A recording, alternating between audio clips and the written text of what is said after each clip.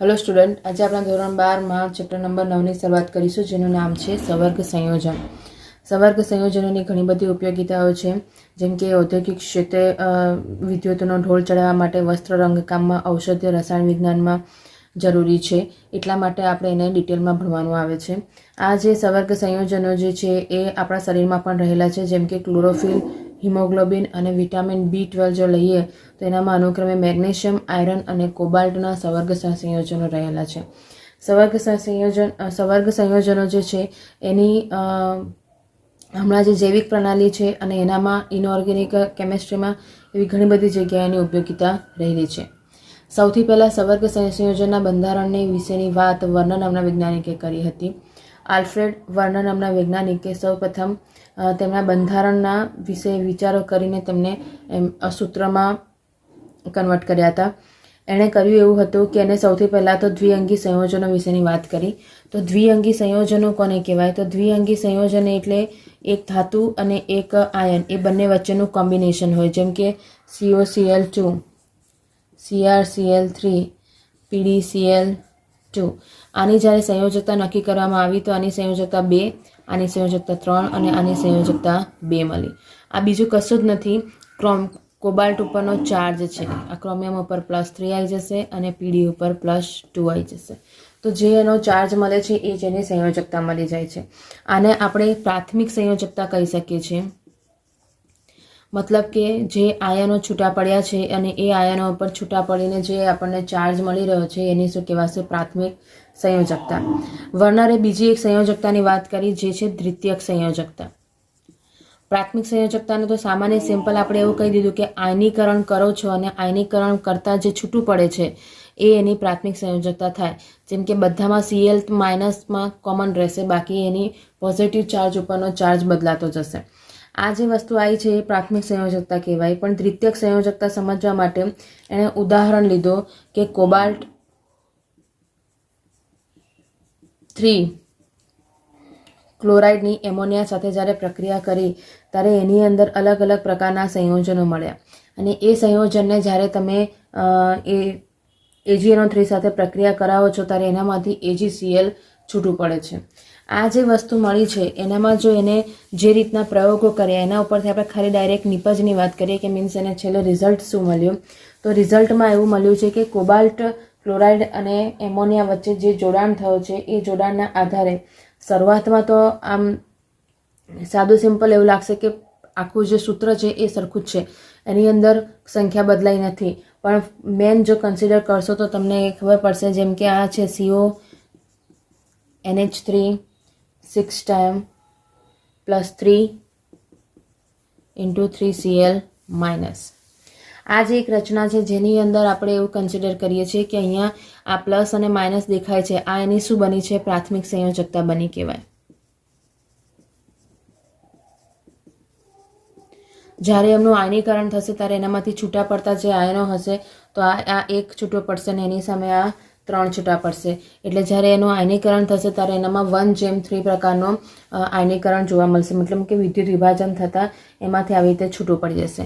એના આધારે જ્યારે એનો રંગ નક્કી કરવામાં આવ્યો તો આનો રંગ આપણને મળ્યો પીળો. હવે આની અંદર થયું શું કે એનામાં એને આવી રીતના અલગ અલગ કોમ્બિનેશનવાળા સમીકરણો સૂત્ર મેળવ્યા. એનામાં એને ક્લોરીન અને એમોનિયાની સંખ્યામાં બદલાવ નથી કર્યો, પણ તેમ છતાં પણ એનામાં રંગ અલગ અલગ જોવા મળ્યા. તો એનું કારણ જ્યારે એને શોધ્યું ત્યારે એને આ રીતનો એક કોન્સેપ્ટ મળ્યો કે અહીંયા જે ખરેખર વસ્તુ મળી રહી છે એવી છે કે એનામાં Cl અને NO3નું સ્થાન અહીંથી બદલાય છે. ભલે એ સૂત્રમાંથી દૂર નથી થતા પણ એનું સ્થાન બંધારણના આધારે બદલાયેલું જોવા મળ્યું અને એના આધારે એમના રંગ પણ બદલાયેલા જોવા મળ્યા. જેમ કે હવે જો હું નવા સૂત્ર લખું છું તો તમે એનામાં ધ્યાન કરજો કે અહીંયા કોબાલ્ટ છે, એક Cl અંદર લાયા અને એક NH3 ને બહાર મોકલી દીધો, 2Cl-. તો એનો રંગ કેવો થઈ ગયો? જાંબુડિયો. અહીંયા આપણને એમ લાગશે કે ઓકે કશું જ ચેન્જ નથી થયો, કારણ કે ક્લોરીનની સંખ્યા 3 હતી, NH3ની સંખ્યા અહીંયા રહી ગયું, NH3 છૂટું પડી ગયું એટલે આપણે એને નથી લખતા. અહીંયા NH3 છૂટું પડી જતું રહ્યું. તો અહીંયા તમે દેખો કે અહીંયા કોબાલ્ટ સાથે જે જોડાયેલાની સંખ્યા દેખવા જાવ તો અહીંયા 6 NH3 જોડાયા હતા, અહીંયા 5 NH3 અને 1 Cl જોડાય છે. સંખ્યા તો 6ની જ થઈ. જ્યારે અહીંયા 3 Cl હતા તો અહીંયા બી ટોટલ 3 Cl જ છે. એટલે આની અંદરની જે બંધારણમાં જો ભાગ દેખો જાઓ તો બંધારણની અંદર કોબાલ્ટ સાથે જે જોડાયેલાની સંખ્યા છે એની એ જ રહી. આની અંદરના જે ક્લોરિન છે એની સંખ્યા પણ સેમ રહે. હવે જ્યારે એની અંદર ફરી ચેન્જ આવ્યો અને એનામાં આપણે દેખીએ તો NH3ની સંખ્યા હજી એક ઓછી કરી દો અને એના આધારે જ્યારે તમે દેખશો તો અહીંયા Cl- એકલું મળ્યું. એનો રંગ કેવો મળ્યો? લીલો મળ્યો. અને એના જેવું જ સેમ સમીકરણ એક મળ્યું જેમાં કોઈ જ ચેન્જ નથી, તેમ છતાં પણ એનો રંગ આપણને અલગ મળી ગયો અને એ મળ્યો આપણને જાંબલી. આ જે ડિફરન્સ મળે છે એનામાં આ બેમાં તો તમે દેખી શકો છો કે અહીંયા ક્લોરિનનું સ્થાન બદલાયું છે એટલા માટે એનો રંગ પણ બદલાયો. આ વસ્તુ કેવી છે કે કોબાલ્ટ જ્યારે જોડાય છે તેની સાથે જે જોડાયેલા 6 છે એ 6માં એક Cl છે અને બાકીના બધા NH3 છે. શરૂઆતના પહેલા સ્ટ્રક્ચરની અંદર બધા જ NH3 હતા એટલે એનો રંગ પીળો હતો. એના બંધારણના આધારે જે રીતના ઇલેક્ટ્રોનનું ઉત્સર્જન કરશે એ રીતનો રંગ જોવા મળશે. હવે જ્યારે આનામાં એક ક્લોરિન એન્ટર થઈ ગયો, પછી 2 ક્લોરિન આવ્યા અને 4 NH3 થઈ ગયા, તો એના આધારે થયું સંરચના. અને એની અંદર આ લીલો અને જાંબલી અલગ હોવાનું કારણ છે એનું બંધારણમાં માઇનર ચેન્જ મળ્યો. જેમ કે સીસ અને ટ્રાન્સ આવે એવી રીતે એનામાં ફેર જોવા મળ્યો, જે આપણે આગળ આ ચેપ્ટરમાં ભણીશું ભૌમિતિક સમઘટકતામાં. તો એના સમઘટકો બન્યા એવું કહેવાય. એટલે આ બંનેનો જે કલર એક જ અણુસૂત્ર અને એક જ પ્રકારના અણુઓની હાજરી હોવા છતાં પણ એનો આ કલર અલગ જોવા મળ્યો. એ દર્શાવે છે કે એના બંધારણમાં થોડોક માઇનરસો ચેન્જ છે અને એ એકબીજાના શું બની જાય છે? સમઘટકો બને છે. એટલા માટે આ ચેન્જ જોવા મળ્યો. આ જે માહિતી મળી ગઈ એના ઉપરથી એવું ખબર પડી કે અહીંયા જ્યારે 1 મોલ AgNO3 સાથેની પ્રક્રિયા કરવામાં આવી, 1 મોલ AgNO3 સાથે જ્યારે પ્રક્રિયા કરી તો એનામાંથી કેટલો AgCl છૂટો પડે? તો અહીંયા ધ્યાન શું કરવાનું કે જેટલા Cl- અહીંથી છૂટા પડે છે એટલા AgCl ત્યાં મળશે. જેમ કે અહીંયા તમારે 3 Cl છૂટા પડ્યા છે એટલે શું મળી જશે? 3 મોલ AgCl મળશે. અહીંયા 2 મોલ મળે છે તો અહીંયા તમને 2 મોલ AgCl મળશે. આ બંનેમાં એક એક જ Cl છે એટલા માટે 1 મોલ AgCl મળશે. અને આ બધી કેલ્ક્યુલેશન ઉપરથી એ ફાઇનલ થયું કે અહીંયા જ્યારે તમારી પાસે ચોરસ કૌંસમાં કોઈ વસ્તુ જોડાયેલી હોય તો એનું આયનીકરણ દરમિયાન એ અલગ થતું નથી. મતલબ કે પોતાના ધાતુ આયનથી છૂટો પડતું નથી. અહીંયા જ્યારે પણ આયનીકરણ થશે ત્યારે હંમેશા ભાગ આ રીતે જ પડશે. અને એટલા માટે જ જ્યારે અહીંયા AgNO3 સાથે પ્રક્રિયા કરો છો તો જેટલા Cl બહાર હશે એટલા જ AgCl તમને અહીંયા મળશે. આ જ કોન્સેપ્ટના આધારે અહીંયા 2 વસ્તુ આપણને સમજ પડી કે જે ચોરસ કૌંસ જે છે એની અંદર રહેલા જે તત્વો છે, કારણ કે બહાર રહેલાને તો આપણે પ્રાથમિક સંયોજકતામાં કન્સિડર કરી દીધા. જેટલા બહાર રહેલા હશે એનું આયનીકરણ થશે અને એનામાંથી જે ભાગ પડશે, જે છૂટા પડતા આયનો છે એ એની પ્રાથમિક સંયોજકતા કહેવાય. જ્યારે કૌંસની અંદર જે રહેલા છે એને એની દ્વિતીયક સંયોજકતા કહેવાય છે. બરાબર છે. તો કોબાલ્ટ જે છે એનામાં તમે આ 4 સંયોજનમાં દેખી શકો છો કે કોબાલ્ટ સાથે જોડાયેલા પરમાણુ અથવા તો અણુની સંખ્યા 6 જ છે, એના કરતાં બદલાઈ નથી. એ તમને ખાલી એનામાં સ્થાન ફેર થયું છે ક્લોરિનનું અને NH3 ત્યાંથી રિમૂવ થઈ ગયા છે. તો એ ખાલી સ્થાન ફેર છે, પણ એ જે એની સંયોજકતા જે છે એ સંયોજકતા એની ફિક્સ રહે છે. આના જ આધારે વર્નરે 4 મુદ્દા આપ્યા જેને વર્નરના સિદ્ધાંત તરીકે ઓળખવામાં આવે છે. જ્યારે તમને થિયરિકલ પાર્ટ પૂછાય છે કે વર્નરનો સિદ્ધાંત સમજાવો તો આ 4 મુદ્દાઓ જે છે એ તમારા પરફેક્ટ લખાયેલા હોવા જોઈએ. પ્લસ એની અંદર તમારે ધ્યાન રાખવાનું છે કે તમે એના ઉદાહરણથી પણ સમજાવી શકો છો. હમણાં જે શરૂઆત કરી હતી એ તમે એનામાં ડાયરેક્ટ લખી શકો છો કે CONH3Cl અથવા તો COCl2 6NH3 એનું કોમ્બિનેશન જે છે એ શરૂઆતમાં જે આપ્યું છે COCl3 × 6H2O એ જે છે એના અલગ અલગ સ્વરૂપોના આધારે તમને એનામાંથી વર્નરને 4 મુદ્દાઓ આપી દીધા. પહેલા મુદ્દાની જો શરૂઆત કરીએ તો પહેલો મુદ્દો તમને એવું કહેવામાં આવે છે કે સંવર્ગ સંયોજનો જે છે સંવર્ગ સંયોજનોમાં ધાતુઓ બે પ્રકારના બંધન દર્શાવે છે, પ્રાથમિક સંયોજકતા અને દ્વિતીયક સંયોજકતા. જે હમણાં જ આપણે વાત કરી હતી એ પ્રમાણે પ્રાથમિક સંયોજકતા અને દ્વિતીયક સંયોજકતા. એટલે જ્યારે સંવર્ગ સંયોજનોમાં ધાતુઓ આ પ્રકારના સંકીર્ણ સંયોજનો બનાવશે તો એ સંવર્ગ સંયોજનોમાંની એની અંદર તમને બે સંયોજકતા જોવા મળશે, પ્રાથમિક અને દ્વિતીયક. સેકન્ડ તમને આપી દીધું છે કે જ્યારે પ્રાથમિક સંયોજકતાની વાત કરીશું તો પ્રાથમિક સંયોજકતા જે છે એ સામાન્ય રીતે આયનીકરણ પામે તેવી હોય છે. કારણ કે હમણાં જ આપણે કીધું ચોરસ કૌંસમાં દ્વિતીયક સંયોજકતા છે અને બહાર જે હોય છે એ પ્રાથમિક સંયોજકતા હોય છે. ચોરસ કૌંસમાં દ્વિતીયક અને બહાર પ્રાથમિક સંયોજકતા હોય છે. તો આયનીકરણ કોનું થશે? જે બહાર રહેલું છે એનું જ, એટલે આયનીકરણ પામે તેવી હોય છે અને તે ઋણ આયન વડે સંતોષાય છે. મતલબ મોટા ભાગે તમારી પાસે ઋણ આયન ત્યાં જોવા મળશે, ભાગ્યે જ એનામાં પોઝિટિવ આયન તમને આગળ જોવા મળશે. જ્યારે દ્વિતીયક સંયોજકતાની જો વાત કરીએ છીએ તો દ્વિતીયક સંયોજકતા જે છે એનું આયનીકરણ થતું નથી, એટલા માટે એ બિન આયનીકરણ છે અથવા તો બિન આયનીકરણ દર્શાવે છે અને એ તટસ્થ અણુ અથવા તો ઋણ આયન વડે સંતોષાય છે. બરાબર છે. ત્યાં તટસ્થ અણુ પણ હશે તો પણ ચાલશે અને ઋણ આયન હશે તો પણ ચાલશે. દ્વિતીયક સંયોજકતા તમારું બિન આયનીકરણના હિસાબે ત્યાં તમને જોવા મળી જશે. આ જે છે વસ્તુ આપી દીધી છે એ દ્વિતીયક સંયોજકતા આપી છે, એની જ અંદર એ તટસ્થ અને ઋણ આયન વડે સંતોષાય છે એ માહિતી પણ મળી ગઈ. એની સાથે આપણને એ માહિતી પણ મળશે એટલે ત્રીજા પોઈન્ટમાં જ આપણે લખવાનું કે દ્વિતીયક સંયોજકતા સંવર્ગાંક જેટલી જ હોય છે અને એ ધાતુ માટે નિશ્ચિત હોય છે. એટલે દ્વિતીયક સંયોજકતા જેટલી હોય એટલો જ સંવર્ગાંક હોય, અથવા તો તમે ઊંધું પણ કહી શકો છો કે જેટલો સંવર્ગાંક હોય એટલી દ્વિતીય સંયોજકતા હોય અને એ દરેક ધાતુઓ માટે પોતપોતાની એક નિશ્ચિત સંવર્ગાંકની વેલ્યુ હોય છે. કારણ કે જેટલા બંધ બનાવી શકતું હોય એટલો જ એનો સંવર્ગાંક થાય, એના કરતાં વધારે એની પાસે કેપેસિટી હોતી નથી. ચોથા મુદ્દાની વાત કરીએ, છેલ્લું જે આપી દીધું છે, કોઈ પણ આયન હોય કે જે સમૂહ છે જે ધાતુ સાથે દ્વિતીયક સંયોજકતાથી જોડાયેલો છે, બરાબર છે. એટલે કે એક રીતે જોવા જાવ તો લિગેન્ડ એ દ્વિતીયક સંયોજકતાથી જોડાયેલો છે તો એ જે ધાતુ અથવા તો સમૂહ જે છે એના સંવર્ગાંકને અનુરૂપ ચોક્કસ આકાર દર્શાવે છે, અથવા તો આપણે એમ કહી શકીએ છીએ કે એક ચોક્કસ અવકાશીય ગોઠવણી જોવા મળશે.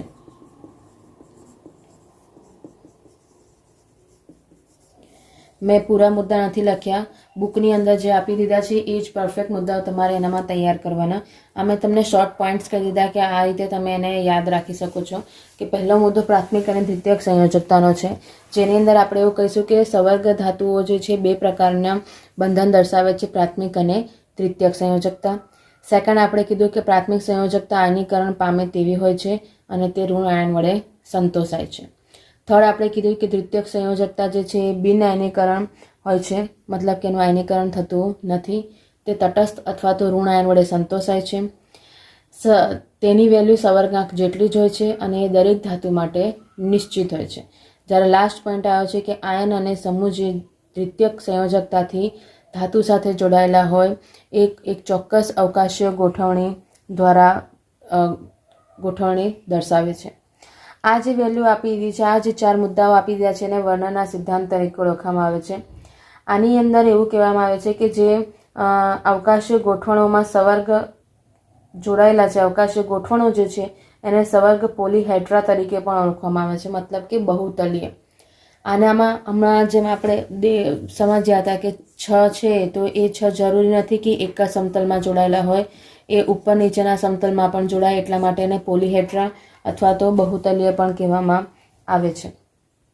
આની અંદર જે ચોરસ કૌંસમાં જે રહ્યું છે એને સંવર્ગ સ્પીસીસ અથવા તો સંકીર્ણ કહે છે અને ચોરસ કૌંસની બહાર રહેલું છે એને શું કહેવાય છે? પ્રતિઆયન અથવા તો કાઉન્ટર આયન કહે છે. હવે આપણે એની ડિટેલ પણ દેખી લઈશું કે દરેક જે સંકીર્ણ સંયોજન બને છે એની અંદર કોને શું કહેવાય અને એનું શું મહત્વ રહેલું છે. હવે આપણે આગળ વાત કરીએ દ્વિક્ષાર અને સંકીર્ણ વચ્ચેના તફાવતની.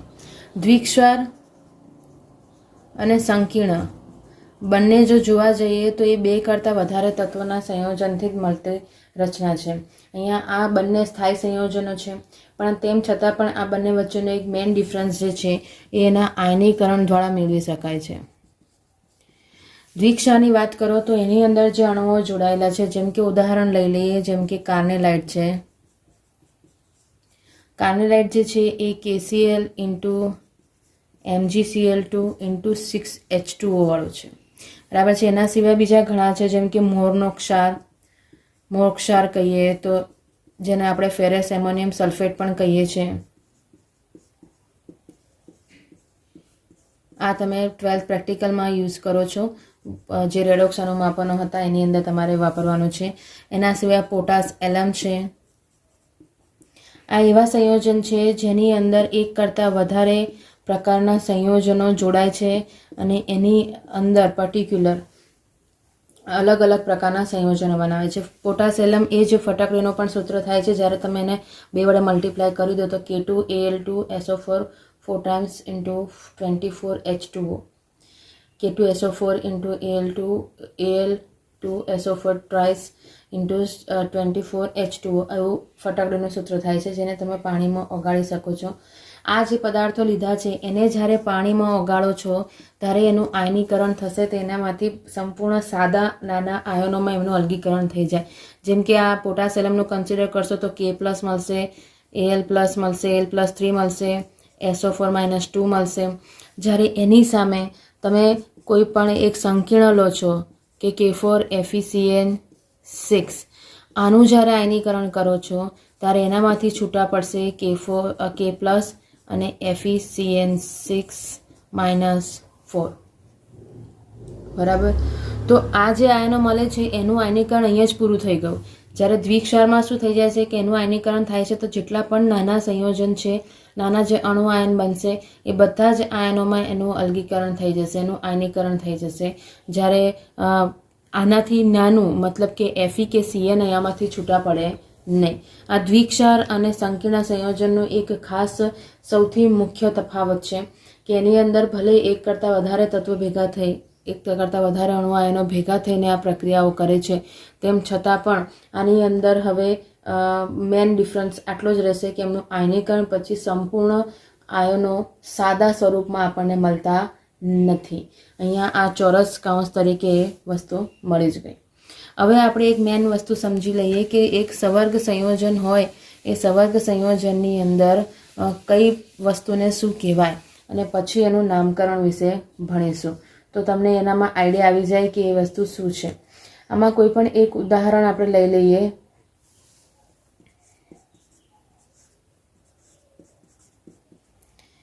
NiCl2H2O4, બરાબર છે. હવે આની અંદર જો કન્સિડર કરીએ કે તમારી પાસે કોને શું કહેવાય છે તે, તો આપણે હમણાં જ કન્સિડર કર્યું હતું કે જે કાઉન્સની બહાર હોય એ તમારો પ્રતિઆયન કહેવાશે અને કાઉન્સ જે છે એ આખું શું કહેવાય જશે? સવર્ગ સ્પીસીસ, જેની અંદર ધાતુ આયન હોય છે અને લિગેન્ડ હોય છે. આ એનો કહેવાય છે ધાતુ આયન, અને આ બાકીના જે 2 છે એને શું કહેવાશે? લિગેન્ડ કહેવાય. આ ધાતુ આયન જે છે એને મધ્યસ્થ પરમાણુ પણ કહે છે, કારણ કે જ્યારે એની બંધારણની રચનાની ગોઠવણી આપણે દોરીએ ત્યારે મધ્યમાં જોડાયેલો રહેલો હોય છે અને લિગેન્ડ એની આજુબાજુ ગોઠવાઈ જાય છે. સવર્ગ સ્પીસીસની જો વાત કરીએ તો સવર્ગ સ્પીસીસ જે છે એ ધાતુ પરમાણુ અથવા તો ધાતુ આયન કહીએ છીએ એ અને નિશ્ચિત સંખ્યાના આયનો સાથે અથવા તો અણુઓ સાથે જોડાઈ જાય છે. નિશ્ચિત સંખ્યાના અણુ અને આયન એટલે શું થઈ ગયું? લિગેન્ડ સાથે જોડાય છે. એની અંદર તમારા ઘણા બધા અલગ અલગ લિગેન્ડ્સ એની સાથે જોડાઈ શકે છે. ધાતુ આયનની જો વાત કરીએ અથવા તો મધ્યસ્થ પરમાણુ અથવા તો આયનની વાત કરીએ છીએ તો એની આસપાસ કોઈ ચોક્કસ સંખ્યા એટલા માટે શબ્દ બોલું છું કે દરેક જે ધાતુ આયન છે એની પોતાની ખાસિયત છે કે અમુક પ્રમાણમાં જ એ લિગેન્ડ સાથે જોડાઈ શકે, એની સંખ્યા કરતાં વધારે એ લિગેન્ડ સાથે જોડાઈ શકે નહીં. એટલે ચોક્કસ સંખ્યામાં, મતલબ કે એનો સવર્ગાંક અહીંયાથી ડિસાઇડ થઈ જાય કે સવર્ગાંકના આધારે એ લિગેન્ડ સાથે જોડાઈ શકે છે. મધ્યસ્થ પરમાણુની અંદર જે આયન રહેલો છે એ લુઈસ એસિડ તરીકે ઓળખી શકાય છે, કારણ કે એ ઇલેક્ટ્રોન મેળવે છે. હવે આ મેઇન વસ્તુ એક સમજવાની કે અહીંયા લિગેન્ડ જે છે એ ધાતુ આયનને ઇલેક્ટ્રોન આપે છે, બરાબર છે. એટલે લિગેન્ડને જો કન્સિડર કરવું હોય તો એ લુઈસ બેઝ છે, જ્યારે આ જે છે એ લુઈસ એસિડ છે, કારણ કે એ ઇલેક્ટ્રોન મેળવે છે. આ એક મેઇન વસ્તુ ધ્યાન રાખવાની કે અહીંયા મધ્યસ્થ પરમાણુ જે છે ઇલેક્ટ્રોન મેળવે છે. એટલા માટે જો તમે એવું ધ્યાન રાખો કે જો ઇલેક્ટ્રોન ની દિશા બતાવી હોય તો એ લિગેન્ડથી ધાતુ આયન તરફની હોય છે, લિગેન્ડથી ઇલેક્ટ્રોન ધાતુ આયન તરફ જાય છે. આ પરિસ્થિતિ જે આપી દીધી છે એ પરિસ્થિતિની અંદર ધાતુ આયનની આપણે ખાસિયત જોઈ લીધી. હવે આપણે વાત કરીએ લિગેન્ડની. લિગેન્ડ માટે હમણાં જેમ કીધું કે લિગેન્ડ એ મધ્યસ્થ પરમાણુને ઇલેક્ટ્રોન આપે છે. એની અંદર અલગ અલગ પ્રકારના સ્વરૂપ રહેલા છે, મતલબ એની અંદર એકદંત્ય લિગેન્ડ છે, દ્વિદંત્ય લિગેન્ડ છે, ષડદંત્ય લિગેન્ડ છે, એવી રીતે અલગ અલગ લિગેન્ડ રહેલા છે. એ લિગેન્ડ શું દર્શાવે છે? અલગ અલગ લિગેન્ડની વાત કરીએ તો કે જેટલા ઇલેક્ટ્રોન એ આપી શકતો હોય એના આધારે એના નામ પડ્યા છે. જેમ કે એક સાદી સિમ્પલ વસ્તુ કન્સિડર કરીએ તો જે સૌથી સાદામાં સાદો તટસ્થ અણુઓ જો તમારે જોવા હોય તો તટસ્થ અણુઓની શરૂઆત કરીએ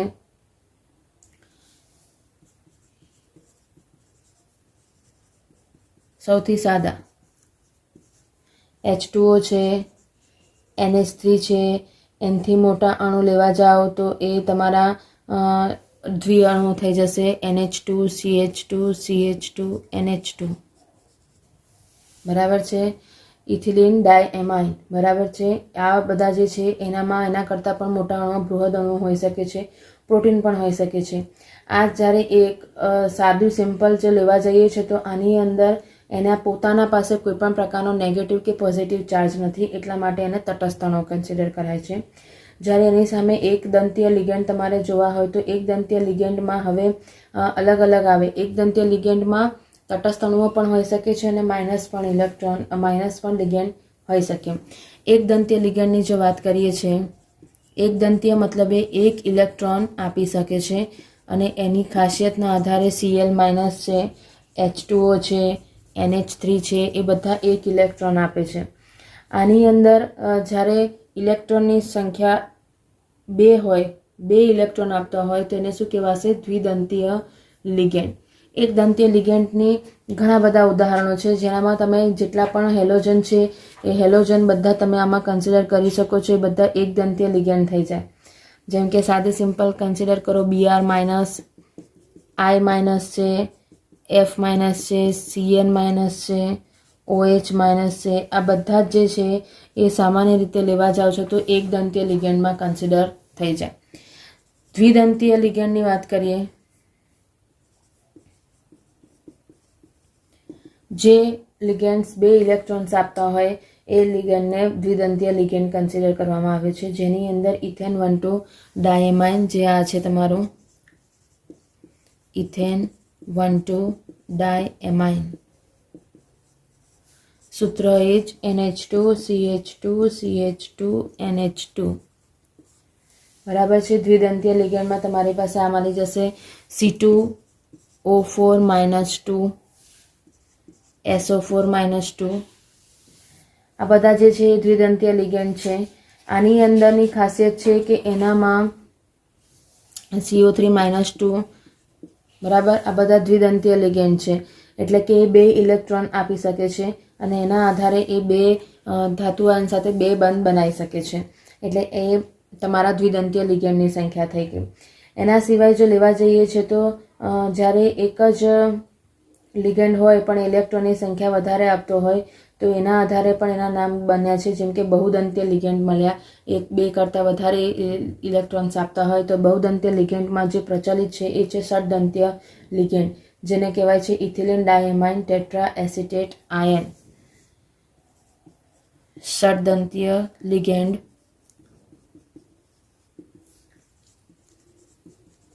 ethylene diamine tetra acetate ion, જેને શોર્ટમાં કહેવાય છે EDTA -4. બરાબર છે, EDTA -4. એની જે રચના જોઈએ તો એની અંદર તમને 2 કાર્બન જે છે એની સાથે 2 નાઇટ્રોજન જોડાયા છે અને પછી 4, કારણ કે શું છે ટેટ્રા એસિટેટ આયન છે એટલે 4 એની સાથે જોડાયા છે એસિટેટ વાળા નેગેટિવ આયન. તો આને કહેવાય છે ethylene diamine tetra acetate ion. આ જે લિગેન્ડ જે છે એ આમ કન્સિડર કરો છો તો આપણને એમ લાગે કે અહીંયા તો ખાલી 4 જ નેગેટિવ ચાર્જ દેખાય છે, તો એ 4 જ ઇલેક્ટ્રોન આપતું હશે, પણ એવું નથી. 4 એ જે છે એ 4 ઓક્સિજન જે છે ઇલેક્ટ્રોન આપશે અને પ્લસ નાઇટ્રોજન ઉપર જે અયુગ્મિત ઇલેક્ટ્રોન યુગ્મ રહ્યા છે એ પણ ઇલેક્ટ્રોનની જોડ આપશે. આમ ટોટલ ષડદંતીય લિગેન્ડ એટલે 6 ઇલેક્ટ્રોનની ભાગીદારી કરી શકે છે. આની અંદર લિગેન્ડ સંપૂર્ણ પ્રમાણે પોતાના ઇલેક્ટ્રોન ધાતુ આયનને આપીને બંધ બનાવે છે. હવે આપણે અપવાદ લિગેન્ડની વાત કરીએ કે જેની અંદર પર્ટિક્યુલર આપણે નોર્મલી એવું કહેતા હોય છે કે જેમ કે Cl- છે તો ખાલી Cl જ એના ઇલેક્ટ્રોન આપી દેશે, પણ અપવાદ લિગેન્ડની વાત કરીએ તો જેમ કે NO2-, આ છે તમારું નાઇટ્રાઇટો, જેની અંદર સામાન્ય રીતે નાઇટ્રોજન, જેમ કે અહીંયા ઓક્સિજન જો આપે છે તો એ નાઇટ્રાઇટો O કહેવાશે અને જો નાઇટ્રોજન ઇલેક્ટ્રોન આપે છે ધાતુ આયનને તો એને નાઇટ્રાઇટો N કહેવાશે. બરાબર, મતલબ કે જે બાજુ જે મેન પાર્ટ બન્યો છે ઇલેક્ટ્રોન આપવા માટે એના આધારે એનું નામકરણ થાય. જો ઓક્સિજન બને છે તો નાઇટ્રાઇટો O, નાઇટ્રોજન બને છે તો નાઇટ્રાઇટો N. એવી રીતે થાયાસાયનોટોમાં પણ આ જ વસ્તુ થાય છે કે થાયાસાયનોટોની અંદર પણ એવું છે કે જો સલ્ફર ઇલેક્ટ્રોન આપે છે મેટલ આયનને, બરાબર છે, તો એને શું કહેવાશે થાયાસાયનોટો S. અને એની જગ્યાએ જો નાઇટ્રોજન મેટલ આયનને ઇલેક્ટ્રોન આપે છે NCS તો શું કહેવાશે થાયાસાયનેટો N. આ જે 2 અપવાદ છે એ અપવાદની અંદર પર્ટિક્યુલર ખાલી જેની સાથે એ જોડાય છે એના આધારે એના નામકરણ થાય છે. આની અંદર સલ્ફર સાથે જોડાઈ શકે છે, નાઇટ્રોજન સાથે જોડાઈ શકે છે, અને આમાં નાઇટ્રોજન સાથે જોડાઈ શકે છે અને ઓક્સિજન સાથે જોડાઈ શકે છે. એના આધારે એના નામકરણ થાય છે અલગ અલગ. આ પર્ટિક્યુલર એક લિગેન્ડની વાત કરી. લિગેન્ડ અલગ અલગ પ્રકારના હોય, અલગ અલગ રીતે એના નામ થશે. એ જ્યારે આપણે નામકરણનો ટોપિક આવીશું ત્યારે એની અંદરના દરેકના નામ ભણીશું કે કોને કઈ રીતે ઓળખાય છે તે.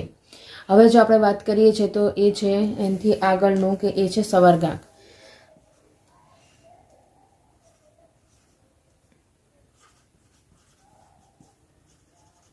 સવર્ગાંક હું પહેલાં પણ એકવાર બોલી ગઈ વર્ણના સિદ્ધાંતમાં કે જેટલા ચોરસ કૌંસમાં જે જોડાયેલા હોય છે એ બધા જ એના શું કહેવાશે સવર્ગાંક કહેવાય જાય. એની બહાર જે રહ્યા હોય એ એના સવર્ગાંક કહેવાય નહીં. આની અંદર જે છે એ જ સવર્ગાંક કન્સિડર કરવાના. તો જેમ કે નિકલ છે, બરાબર છે, એનું ઉદાહરણ લઈએ તો નિકલ NH3 લઈએ +2 તો અહીંયા 4 છે એટલા માટે એનો સવર્ગાંક કેટલો થશે 4. એની સામે જો કોઈ દ્વિઅણુ જોડાયેલો હોય, મતલબ કે જેમ કે FeC2O4 ઓક્ઝેલેટ જોડાયો છે અને એનું જ્યારે તમારે સવર્ગાંક કાઢવો હોય તો ત્યારે ધ્યાન રાખવાનું કે આ દ્વિદંતીય લિગેન્ડ છે. દ્વિદંતીય લિગેન્ડ છે એટલા માટે એની અંદર એની કાઉન્ટિંગ 2 ગણી ડબલ કરી દેવાની. મતલબ અહીંયા 3 ગણ્યા છે તો 3ની જગ્યાએ 3 દુ 6 ગણવાના. એટલા માટે એ દ્વિદંતીય લિગેન્ડના આધારે એનામાં જેમ કે ઇથેન 1,2 ડાયમાઇન છે, એ જેને આપણે શોર્ટમાં EN પણ લખી શકીએ છીએ. આ જે છે એના તમારા દ્વિદંતીય લિગેન્ડ હોવાના કારણે એને તમારે ડબલ કાઉન્ટ કરવાના. મીન્સ એક લિગેન્ડના 2 ઇલેક્ટ્રોન, તો આના કેટલા? તો અહીંયા 3 દૂ 6 થઈ જશે. અહીંયા ખાલી એક જ ઇલેક્ટ્રોન આપે છે એટલા માટે 4 ગુણ્યા 1 એટલે 4 જ એનો સવર્ગાંક આવ્યો. અહીંયા એનો 6 સવર્ગાંક આવ્યો. એટલે સવર્ગાંક ગણવા માટે આપણને એ ખબર હોવી જોઈએ કે લિગેન્ડ કેટલા દંતીય છે, એક દંતીય છે કે 2 દંતીય છે. સામાન્ય રીતે સવર્ગાંક જે છે એ મધ્યસ્થ પરમાણુઓ સાથે લિગેન્ડ દ્વારા જે સહસંયોજક બંધ બન્યો છે, આમ તો સિગ્મા બોન્ડ બન્યો છે, એની સંખ્યા જ ઉપરથી જ નક્કી કરવામાં આવે છે.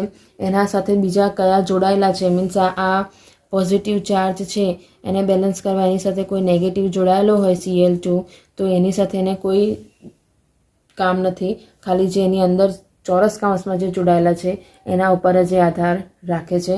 એનાથી બહાર જે છે એની ઉપર એ આધાર રાખતો નથી. એના પછી જો જોવા જઈએ તો સંવર્ગ પ્રભાવ ક્ષેત્ર, એટલે સાદું સિમ્પલ જો લેવા જઈએ છે તો સંવર્ગ પ્રભાવ ક્ષેત્ર એ ચોરસ કાઉન્સ જે છે એને જ કહેવાશે, જેને આપણે સંવર્ગ સ્પીસીસ પણ કહીએ છીએ.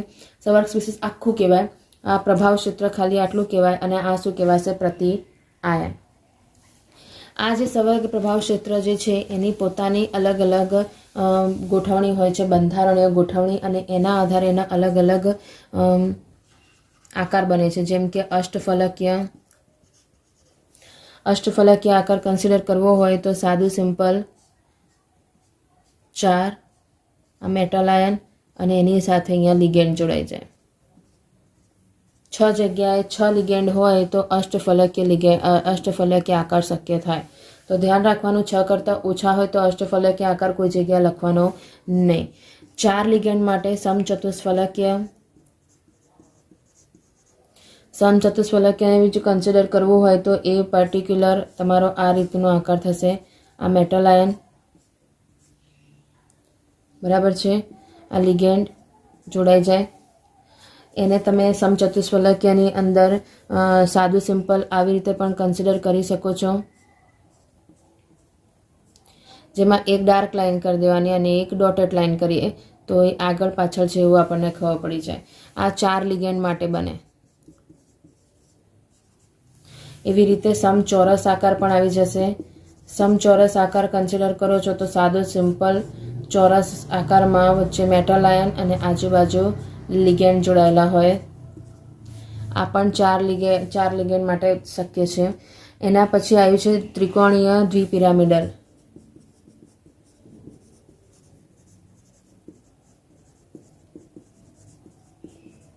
ત્રિકોણીય દ્વિપિરામિડલને જો કન્સિડર કરો છો તો એ પર્ટિક્યુલર 5 લિગેન્ડ સાથે જોડાયેલું છે, જે તમને ઓછું મળશે. અને બીજું આવી જશે એ છે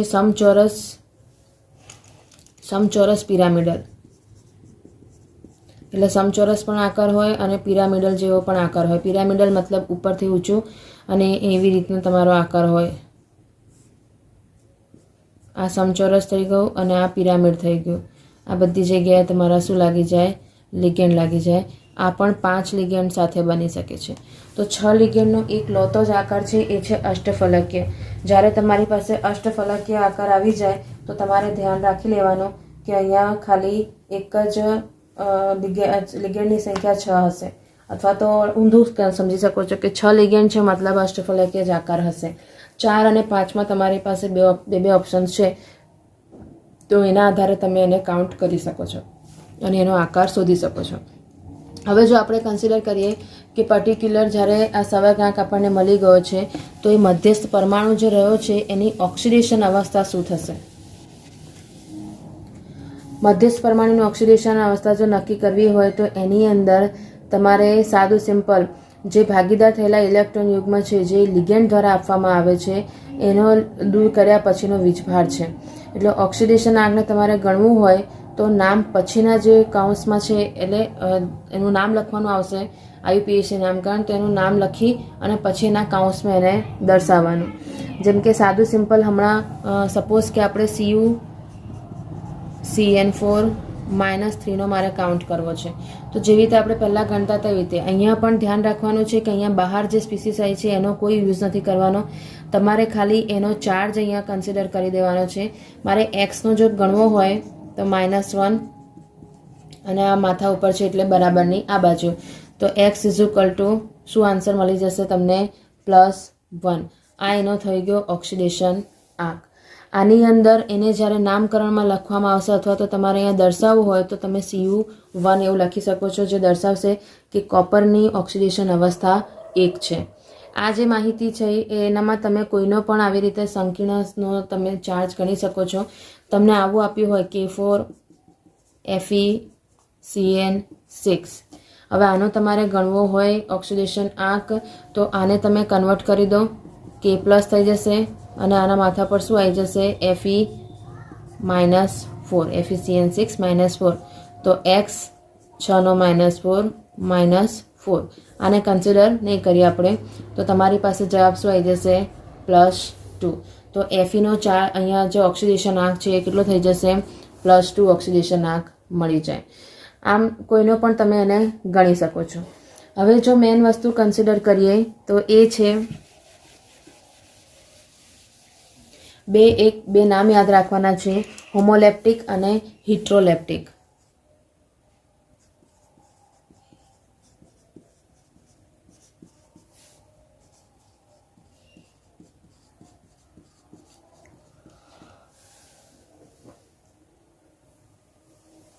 આ પ્રકારના સંકીર્ણ શું છે?